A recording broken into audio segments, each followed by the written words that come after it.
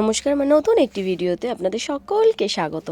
আমি না বাড়ি ফেরার দিনের কিছু ভিডিও করেছিলাম, পুরোটা করতে পারিনি জানো তো, তাও যতটা পেরেছি করেছি।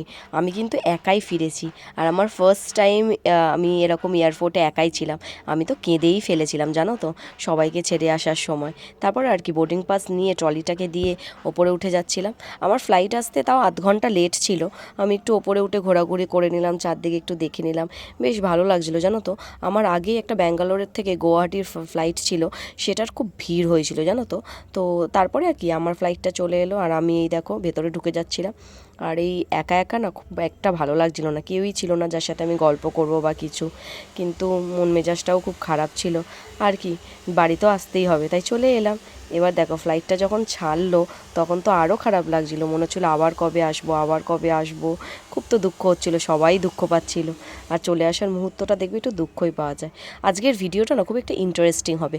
কলকাতা দমদম এয়ারপোর্ট থেকে যে মেট্রোর ইয়েলো লাইনটা চালু হয়েছে, অনেকেই কনফিউশনে আছে, ভাবছে কি চলছে কি চলছে না। আজকের ভিডিওটা না সেটা নিয়েই হবে, কিন্তু সেটা দেখার জন্য কিন্তু আমার পুরো ভিডিওটা তোমাদের সবাইকে দেখতে হবে।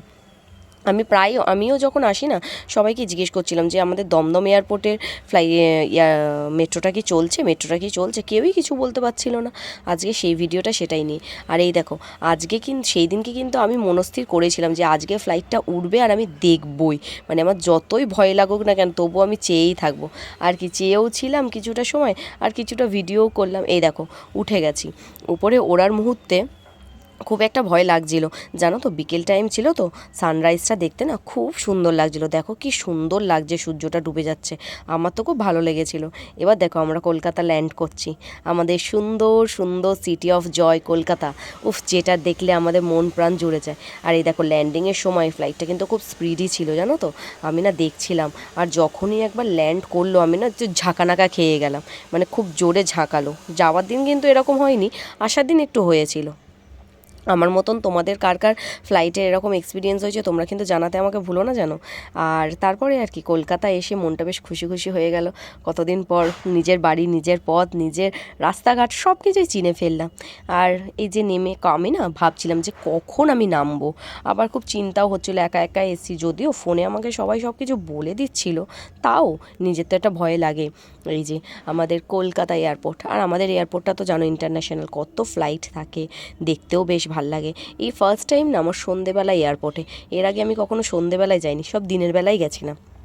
আর কি বেরিয়ে চলে এলাম টাটা করে।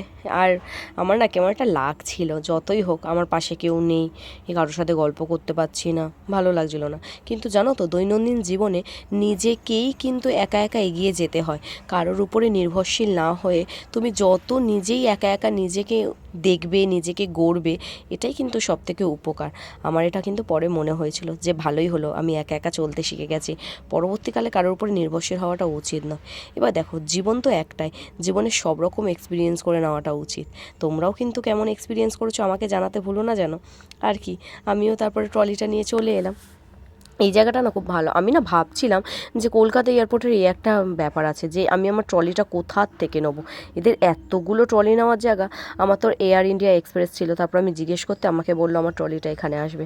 আর আমার একটু আগেই জানো তো আমার ট্রলিটাকে একজন নিয়ে ভেবেছিল সেটা তার ট্রলি। তারপরে আমি বললাম না না, এটা আমারই ট্রলি, দিয়ে দিন। তারপরে সে আমার ট্রলিটা আমাকে দিল, আর আমি ট্রলিটা নিয়ে বেরিয়ে এলাম। বেরিয়ে আসার মুহূর্তেও খুব ভালো লাগছিল, কত দিন পর নিজের রাস্তা, নিজের সব কিছু দেখলাম।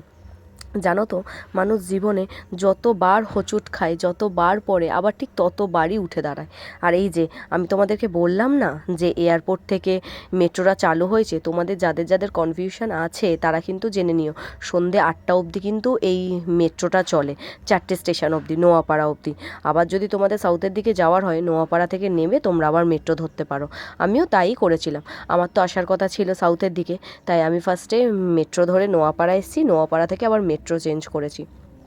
অনেকেই এটা জানে না জানো তো যে দমদম এয়ারপোর্টের ভেতর থেকে মেট্রো চালু হয়ে গেছে।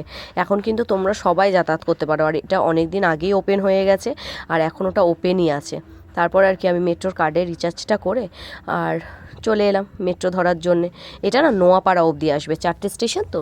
নোয়াপাড়ার পরে তোমাদের যদি আবার কোথাও যাওয়ার হয় তুমি নোয়াপাড়া থেকে মেট্রো চেঞ্জ করতে পারো। আর আমি নোয়াপাড়া থেকে আমি একটু অপেক্ষা করে নিচ্ছিলাম, খুব একা একাও লাগছিল। আর কি মেট্রো চলে এলো, তারপর আর কি মেট্রোতে উঠে গেলাম, তোমরা কিন্তু একবার ট্রাই করতে পারো। টাটা।